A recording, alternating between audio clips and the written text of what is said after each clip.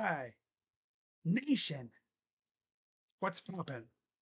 Crazy Dog coming at you once again on the Buckin' Crazy YouTube channel with my Texas Longhorns, Ohio State Buckeyes, Week 1 game recap as the Buckeyes went out there in front of what was an extremely raucous and hostile crowd at the Horseshoe, where they celebrated, of course, the unveiling of the 2024 National Champion banner, or whatever that is, over there in the corner of the stadium. I don't even know if you'd even call that a banner. But yeah, they celebrated the national championship team from last season. And of course, Julian saying went out there and, to be fair, he did good. I'll give Brian Hartline a lot of credit. He really didn't put Julian in a position to potentially hurt this team. Like, he was playing it incredibly safe. Perhaps a little too safe, because that game could have easily gone the other way. But this defense is so damn good. And I'll be honest with you, if Jim Knowles was still here, we win this game with that style of offense that we had today. Because, yeah, this defense was not having it from Arch Manning. You can tell this defense heard all the glazing and all that other garbage from the media leading up to this game, talking about essentially how Arch Manning is the second coming of Jesus himself, right? He hasn't played in a road game like this, and it showed. Yeah. I mean, defense was getting after him. Now, of course, as the game went on, it seemed like the pass rush just kind of got wore out because they really weren't getting pressure. But, when they had to, they made plays. Jermaine Matthews got an interception.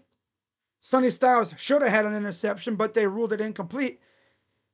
And Ohio State goes out in front of, like I said, a raucous and hostile crowd at the shoe, and they defeat the number one team in the nation 14-7 in what I would call a bona fide chess match. That's what it was. It was a chess match. And Buckeyes called checkmate. Julian saying, like I said, they were playing it safe. They didn't really have him doing too much. 13 of 20, 126 yards, and one beautiful touchdown to Cornell Tate, who went off the defender to make the catch. And that was the deciding factor in this game. But yeah, he didn't turn the ball over. They kept it safe. Love to see it, right? Especially because this, of course, was Julian Saint's first legit ever start. Arch Manning, on the other hand, had a couple starts last year, but this was Julian's first ever start. And they took care of the kid, right?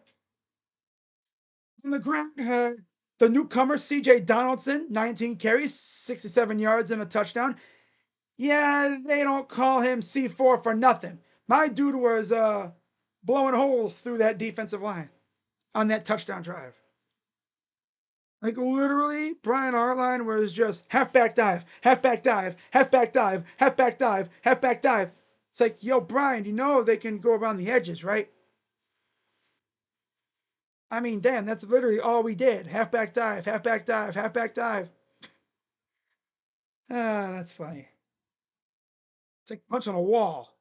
Or like, hitting a wall with a battering ram. Eventually it's going to crack, but they did good enough. They didn't really have too many negative plays, which is good.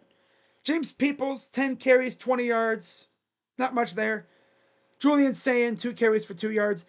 It's pretty clear, Travion and Quinshawn were different, because they would have probably turned a couple of those runs into big gains just based off the fact that they're so damn good. Donaldson isn't bad either. He's a damn bowling ball. Former tight end. He's going to be good. I actually saw a stat. It's crazy to me. He's the only Power 4 player to have back-to-back seasons of, 11 plus touchdowns? Power 4. He's the only one. I was like, what? That's got to be fake. That ain't real. That ain't real. But it is. Oh, it's real. It's damn real. Now, through the air, not much action. Carnell Tate, 2 receptions, 49 yards in that touchdown. Jeremiah, remember last game against these guys in the Cotton Bowl? He really didn't do much. He did much more today. 6 receptions, 43 yards. Max Clare had 1 catch for 11 yards. CJ Donaldson, 1 for 9. Brendan Innes, 2 for 8. Bennett Christian, 1 for 6. Defense, 1 sack from Marvell Reese. Of course, the interception from Jermaine Matthews. They weren't really getting a lot of pressure, but when they got close, they made Arch Manning hear footsteps. Yeah. Leading tackler in this game was Davison Igbinosun. And how about Davison, too? He made a banger play in the end zone to break up a pass, and he didn't grab. He just made a play without grabbing. I know that ref was like, oh, the ref was ready to throw the flag. It's going to Igbinosun. He did not grab. All right, then. It's good, at least they took care of the ball. Because the last thing you want to do is you don't want this kid to start throwing it all over the field, because then bad things could happen. They took care of the ball, and they let the defense do their thing. And up until Texas finally broke through, the defense was indeed doing their thing. I'm looking at the team stats, right? This is the big one. They were 1 for 5 on 4th down, including a couple goal line stops, which at this point, if you're at the goal line on 4th down and you're facing this defense, don't even bother. Don't even bother. Just go take the points. Surprised Sark didn't do that. Clearly, he forgot the Cotton Bowl last year, right? PTSD. That's tough. But yeah, so overall, really good game for the Buckeyes. I mean, as far as Arch Manning, like, how did he do? Because I'm sure a lot of y'all are wondering. 17 of 30, 170 yards, 1 touchdown, 1 interception. On the ground, 37 carries, 166 yards, mostly from Quintrevion Wisner, who had 16 for 80. Baxter had 10 for 40. Manning, 10 for 38 himself. Ryan Wingo had 1 for 8 yards as well. Leading receiver for the Horns was Jack Endries, the tight end. 4 receptions, 50 yards. Parker Livingstone, 2 for 47. Wingo, 2 for 35. Baxter, 5 for 25. DeAndre Moore, 2 for 6. Quintrevion Wisner, 1 for 5. Dalen McCutcheon, 1 for 2. But the most impressive thing facing this pass rush, after all the talk that Horns fans are putting out there, talking about Simmons and them going to eat us alive, 0 sacks. That's another thing, too. I know Buckeye fans are clamoring for the big play, right? But you don't want your quarterback sitting back in the pocket for 3 or 4 or 5 seconds plus with that kind of pass rush coming after him. Trey Moore, Colin Simmons, and those guys. No, you don't want to do that. I'm glad they didn't really put him in the position to do something dumb.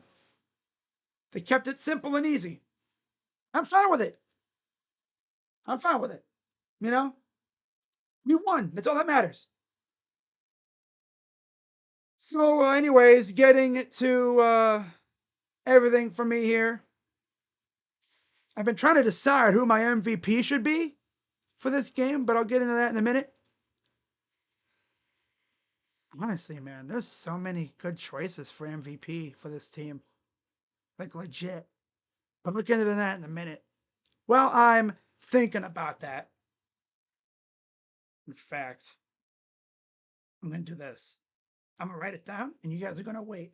I have to wait and see who I say. Right? So I just determined who it's going to be.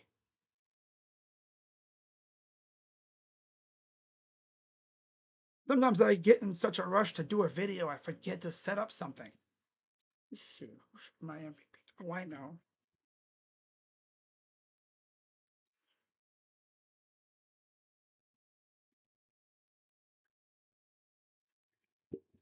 There we go.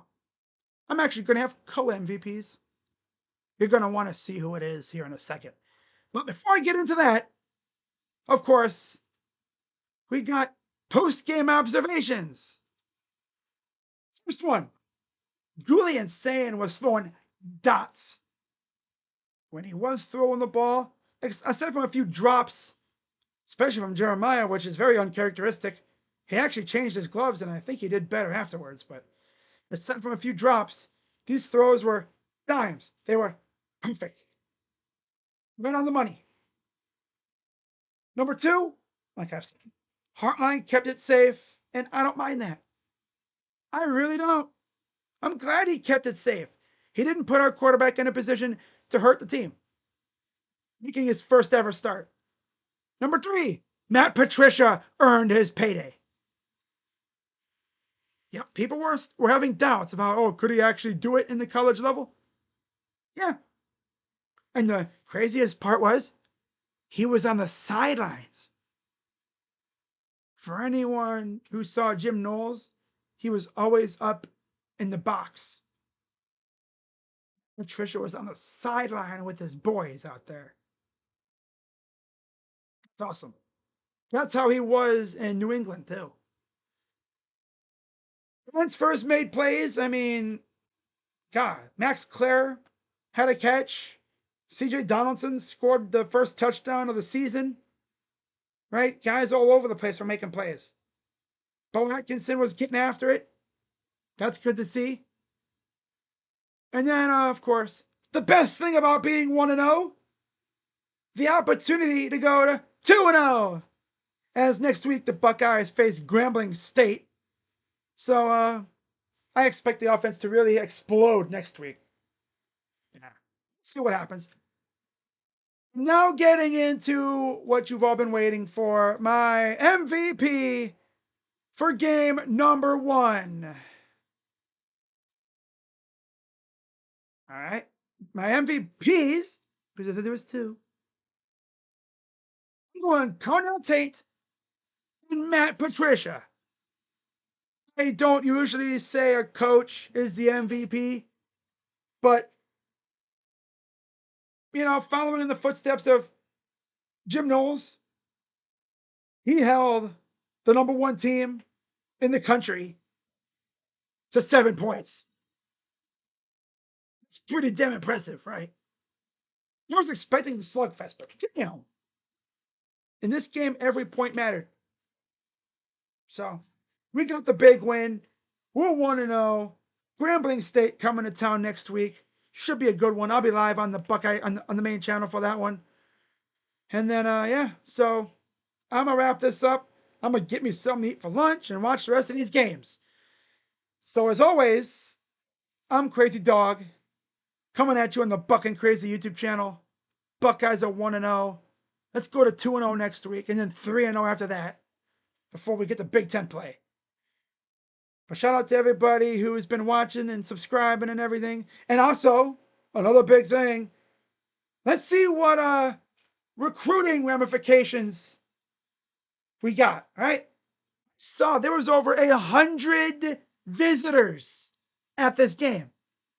And I think they were all for class of 2027. We'll see what happens. See if we get any booms after this game. I'd love to see a couple. I'm hoping that I check Twitter after I'm done here and I see a couple commits. Ooh, that'd be fun. Remember, it happened last year a couple times. Got a commitment right after a game. You might get some silent commits, but we get actual booms. That'd be awesome. Imagine we get a flip. Oh, that'd be lit. Oh, lit. Man, that'd be awesome as hell. But I'm watching Florida State, Alabama right now, so I'll see you guys in my next video, whenever that may be. Could be a commitment video. But if nothing else, I'll be back here on Friday once again for another Buckeye game preview video. So as always, be sure to hit the like button, subscribe, hit the bell, turn on notifications. And football season is back. Buckeyes are 1-0. Let's keep it going. I'm Crazy Dog coming at you on the Buck and Crazy YouTube channel. Let's go, Bucks. OH. I'm out. Bye-bye. Yeah. We saw Super Saiyan today. Yeah. Bye.